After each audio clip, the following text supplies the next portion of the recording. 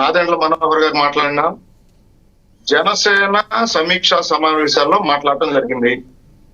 రాబోయే రోజుల్లో స్థానిక సంస్థ ఎలక్షన్ జరగబోతా ఉన్నాయి.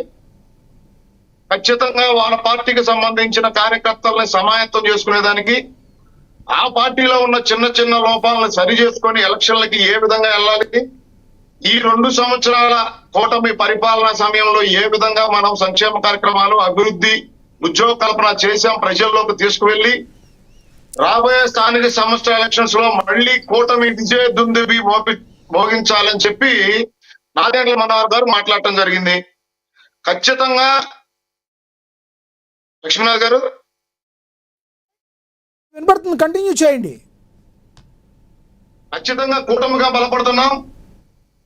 కూటమిలో ఉన్న పార్టీలుగా కూడా ఈ రాష్ట్రంలో బలపడాల్సిన అవసరం ప్రతి పార్టీకి ఉంది. లక్ష్మీనాథ్ గారు 4 దశాబ్దాల పైగా ఉన్న తెలుగుదేశం పార్టీ ఇంకా బలపడాలని చూస్తుంది.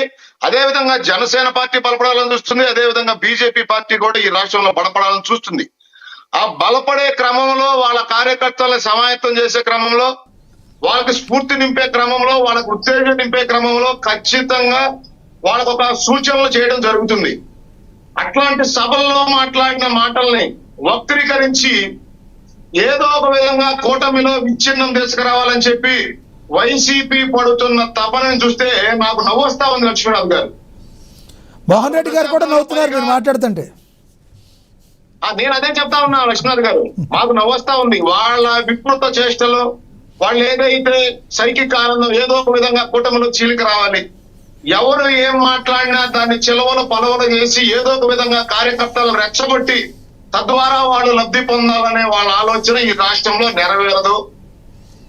ఎందుకంటే లక్ష్మీనాథ్ గారు, నిన్న నాదెండ్ల మనోహర్ గారు మాట్లాడినా, కందులు దుర్గేష్ గారు మాట్లాడినా, అది కూటమి సభ కాదు, అదొక పార్టీ సమీక్షా సమావేశం. ఖచ్చితంగా అదే విధంగా ఆ పార్టీ నాయకులను ఉద్దేశించి మాట్లాడాలి, మాట్లాడతారు, ఉత్తేజపరుస్తారు.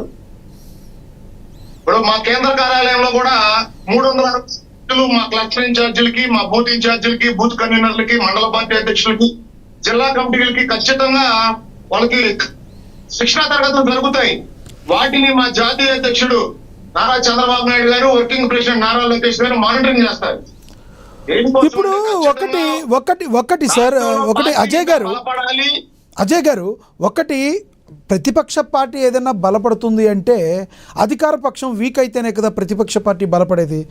మీరు ప్రస్తుతం కూటమి ప్రభుత్వంగా ఉన్న మీరు జనసేన పార్టీ సంబంధించి కూటమికి సంబంధించి ఓటు మొత్తం ట్రాన్స్ఫర్ అవటానికి గంపగుత్తుగా మీరు చెప్పిన విధంగా మీకు పట్టడానికి మీ 2 పార్టీలు కారణం. మీ 2 పార్టీలు తీసుకునే నిర్ణయాలు రేపొద్దున మీ యొక్క ప్రభావాన్ని ముందుకు తీసుకెళ్లే అవకాశం కనిపించాలి. కాబట్టి జనసేన టీడీపీ కలయిక వాళ్ళు ఎవరో విడగొడతాం కాదు, మీరు విడిపోకుండా నిర్ణయాలు తీసుకునేటట్టు, ఓటు ట్రాన్స్ఫర్ అయ్యేటట్టు లోకల్ ఎలక్షన్లకు ముందుకెళ్తారా, లేదంటే జనసేన పార్టీని మైనర్ పార్టీగానే చూసే అవకాశం ఉందా మీరు? లక్ష్మీనాథ్ గారు, ఇక్కడ కూటమిలో ఉన్నాం. ఇక్కడ ఒకళ్ళని మైనర్ గా చుట్టం, ఒకళ్ళని మేజర్ గా చుట్టం అనేది అంశమే ఉండదు. కూటమిలో పవన్ కళ్యాణ్ గారి ప్రాముఖ్యత ఏంటో మీరు అందరూ చూస్తూనే ఉన్నారు గత 2 సంవత్సరాల కాలంగా. ఈ రోజు మీ ద్వారా నేను స్ట్రిక్ట్ గా చెప్పదలుచుకున్నా, క్షేత్ర స్థాయిలో స్థానిక సంస్థల ఎలక్షన్స్ లో ఎన్ని సీట్లు ఎవరెవరు పోటీ చేయాలనేది మా అధినాయకత్వం తీసుకునే నిర్ణయం. మా అధినాయకత్వం కూర్చొని సమీక్ష చేసి ఏ నిర్ణయం తీసుకున్నా వాళ్ళు తీసుకున్న నిర్ణయానికి మేము శిరస వహించి క్షేత్ర స్థాయిలో కార్యకర్తలుగా మేము మా కూటమిని గెలిపించుకోవాల్సిన బాధ్యత మా అందరి మీద ఉంది. ఖచ్చితంగా రేపొద్దున మా నాయకులు తీసుకునే నిర్ణయాలని బలంగా ప్రజల్లోకి తీసుకెళ్లి కూటమి వైపు ఓటు ట్రాన్స్ఫర్ అయ్యే విధంగా మేము పనిచేసి కూటమి విజయ దుందుబి మోగించేదానికి మేమందరం కృషి చేస్తాం. ఖచ్చితంగా నేను మీ ద్వారా ఇంకో విషయం చెప్పదలుచుకున్నాను. లక్ష్మీనాథ్ గారు, ఒక్క విషయం నేను కంక్లూడ్ చేస్తా. చెప్పండి. ఇందాక మీరు చెప్పారు మీరు బలంగా ఉంటే ఇంకొకళ్ళు విడగొట్టే పరిస్థితి ఉందా అని. అంటే ఖచ్చితంగా లక్ష్మీనాథ్ గారు, ఒక కుటుంబంలో చిన్న మనస్పర్ధలు ఉంటాయి. అదేవిధంగా 3 పార్టీల కలయిక ఒక కూటమిగా ఉన్నప్పుడు అందరు కార్యకర్తలకి ఒకేసారి న్యాయం జరగదు. లక్ష్మీనాథ్ గారు, ఖచ్చితంగా పనిచేసిన ప్రతి కార్యకర్తకి పదవి రావాలి, న్యాయం జరగాలి. కానీ 3 పార్టీలు కలిసి ఉన్నప్పుడు కొంచెం సమయం పడుతుంది. దాన్ని మేమే పార్టీలో ఉన్న కార్యకర్తలుగా సర్దుబాటు చేసుకొని మా కూటమి బలోపేతం చేసే దిశగా మేము పనిచేయాలి. లక్ష్మీనారాయణ ఆయన చేత అరగంట మాట్లాడించారు, 5 నిమిషాల్లో క్లోజ్ చేస్తే ఇంక నేను చెప్తా. లేదు. 100 క్వశ్చన్లు వేశాడు మోహన్ రెడ్డి గారు. లేదు అట్లా అని కాదు, మీకు మళ్ళీ ఇస్తాను. మీరు ఇంతకంటే పెద్దగా చెప్పేది ఏముండదు. మీరు ఈ విషయంలో ఇంతకంటే పెద్దగా చెప్పేది ఉండదు. మరో 2 ఉన్నారు, చెప్పండి. నేను ఒక విషయం చెప్పాలి లక్ష్మీనారాయణ గారు. చెప్పండి. మీరు పవన్ కళ్యాణ్ గారి గురించి ఒక అంశం కోడ్ చేశారు, నాకు దేశం ఫస్ట్ రాష్ట్రం ఫస్ట్ ఆ తర్వాతేనని. దానికి ఎల్ఎన్ మోహన్ రెడ్డి అన్న దేశం ఫస్ట్ అని అనుకున్నప్పుడు ఢిల్లీలో జరుగుతున్న ఏదైతే రాద్ధాంతాన్ని మీరెందుకు అడ్రస్ చేయలేదని చెప్తా ఉన్నారు. లక్ష్మీనాథ్ గారు, మేము ఎన్డీఏలో ఉన్నాం, ఎన్డీఏలో పార్ట్ అండ్ పార్సల్ మేము. కేంద్రంలో మా ఎన్డీఏ పెద్ద నరేంద్ర మోడీ గారు, ఈ దేశ గౌరవ ప్రధాని, మా అందరి తరఫున నరేంద్ర మోడీ గారు నిన్న ఆయన చెప్పడం జరిగింది ఈ దేశ ప్రజలను ఉద్దేశించి. నేను సూటిగా అడుగుతా ఉన్నా మోహన్ రెడ్డి గారిని, నేను ఆంధ్రప్రదేశ్ కాక్రోచ్ పార్టీ అన్న జగన్మోహన్ రెడ్డి గారు ఎక్కడ ఢిల్లీలో జరుగుతున్న ఉద్యమానికి దాక్కొని సపోర్ట్ చేయకుండా పబ్లిక్ గా సపోర్ట్ చేసే దమ్ము ధైర్యం ఉందా? ఈ రోజు ఢిల్లీలో మీ ఎంపీలు తిరుగుతా ఉన్నారు పార్లమెంట్ సమావేశాల దగ్గర, మీరు ఎందుకు పోయి సపోర్ట్ చేయలేదు? అక్కడ మీకు ఆ దమ్ము ధైర్యం ఎందుకు లేదు? కూటమిలో ఉన్న క్వశ్చన్ చేసే హక్కు మీకు ఎక్కడ ఉంది? కూటమి ఏం నిర్ణయం తీసుకోవాలి, ఎన్డీఏలో భాగస్వామ్యంగా మేమేం చేయాలి, గౌరవ మా ప్రధానమంత్రి గారు ఈ దేశం కోసం ఏ విధంగా పనిచేస్తారో ఆయన ప్రధాని గారు ప్రజలకు చెప్పడం జరిగింది. ప్రతిపక్ష పార్టీగా, ఆంధ్రప్రదేశ్ లో ఉన్న ప్రతిపక్ష పార్టీగా మీరు ఢిల్లీలో మీ ఎంపీలు తిరుగుతా ఉన్నారు పార్లమెంట్ సమావేశాల దగ్గర, అక్కడ పోయి ఎందుకు మాట్లాడలేకపోతా ఉన్నారు? మీ విధానాన్ని ఎందుకు పబ్లిక్ గా చెప్పలేకపోతా ఉన్నారు? అంటే మీకు భయం, మీ కేసులు భయం. మీరు ఇప్పుడు ఎందుకు ఢిల్లీ పరిగెత్తుతా ఉన్నారు? మీ జగన్మోహన్ రెడ్డి ఈడీ కేసుల నుండి తప్పించుకునేదానికి, వాళ్ళ కాళ్ళు ఎనకాళ్ళు పట్టుకునేదానికి.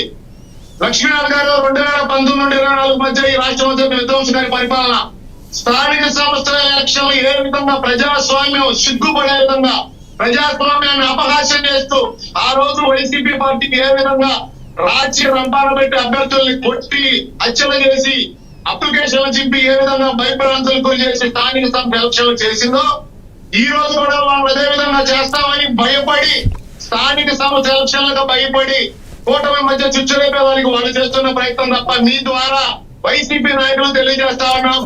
మాదిరి మా నాయకులు మాదిరి మేము రాజ్యారాజ్యం అనుసరించి పరిపాలించాం, మేము అంబేద్కర్ రాజ్యాంగం అనుసరించి పరిపాలిస్తాం. మీరు కూడా హ్యాపీగా నామినేషన్లు వేసుకోవచ్చు, ప్రజల్ని ఓట్లు అడగవచ్చు. ఈ 2 సంవత్సరాల మా పరిపాలన, మా సుపరిపాలన ఏదైతే సంక్షేమం, అభివృద్ధి, ఉద్యోగ కల్పన మీద ఖచ్చితంగా మేము ప్రజల్ని ఓట్లు అడుగుతాం. దమ్ము ధైర్యం ఉంది. మా కూటమిగా విజయదుంది మేము మోగించిపోతా ఉన్నాం. ఎక్కడో నీటి పరీక్షలు జరిగితే దాన్ని ఆంధ్రప్రదేశ్ లో జరిగిన ట్రాన్స్పరెంట్ గా జరిగిన డిఎస్సికి ముడిపెట్టి ఏదో విధంగా మీ పార్టీ బతకాలి, ప్రజల్లో మేము కూడా ఉన్నామని చెప్పుకునేదానికి మీ నాటకాలు తప్ప. మీరు ఈ రోజు కోర్టులో కేసులు వేసి, నిన్న మీ ఎమ్మెల్సీ మొట్టికాయలు అన్నాడు, డిఎస్సి నియామకాల మీద కేసు వేసి హైకోర్టులో మొట్టికాయలు అన్నాడు మీ ఎమ్మెల్సీ. అయినా మీకు సిగ్గు రాదు. ఏదో ఒక విధంగా రాష్ట్రంలో అలజడులు సృష్టించాలన్నా మీరు కూడా ఉన్నారని చెప్పి రాష్ట్ర ప్రజలకు తెలియజేయాలా. స్థానిక సంస్థ ఎలక్షన్ రాబోతా ఉన్నాయి, రాష్ట్రానికి విరివిగా పెట్టుబడులు వస్తా ఉన్నాయి, సంక్షేమ కార్యక్రమాలు అందుతా ఉన్నాయి, ఉద్యోగ కల్పన జరుగుతా ఉంది. రాబోయే రోజుల్లో కూటమి కలయికతో అందరం పరస్పరం గౌరవించుకుంటూ మా అధినాయకులు తీసుకున్న నిర్ణయాన్ని మేము శిరసా వహిస్తూ క్షేత్ర స్థాయిలో కూటమి గెలుపుకి మేము అందరం కలిసి పనిచేస్తాం. మీరు ఎన్ని కుట్రలు కుయుక్తులు పన్నినా అది రాష్ట్ర ప్రజలు నమ్మరు అనే విషయం మీరు గుర్తుంచుకోవాలి. ఎస్ అజయ్ గారు, మీ అభిప్రాయం అర్థమైంది. మళ్ళీ మాట్లాడతాను. మనతోటి ఫోన్లో అందుబాటులో ఉన్నారు సీనియర్ జర్నలిస్ట్ అక్షర్ సత్యం గారు. ఆయన తర్వాత మనం కోటిపల్లి అయ్యప్ప గారి దగ్గరికి వెళ్దాం.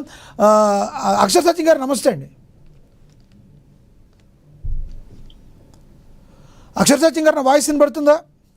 వినిపిస్తుంది సార్. నమస్కారం అండి, చెప్పండి సార్. అక్షర్ సత్యం గారు, ఏదైతే జనసేన పార్టీ ఏదైతే కూటమిలో ఉందో దీనిలో కొంతమంది విశ్లేషకులు అభిప్రాయపడుతున్నారు, దీనిలో టీడీపీని తప్పు పట్టేదో, బీజేపీని తప్పు పట్టేదో లేదు, కేవలం జనసేన పార్టీ తన యొక్క నిర్ణయాలను సరిగ్గా తీసుకోకపోవడం వల్లనే చాలా లాస్ పోతుంది అన్న నానుడి బాగా ఉంది. ప్రధానంగా దానికి బెజవాడను చూపిస్తున్నారు కొంతమంది విశ్లేషకులు.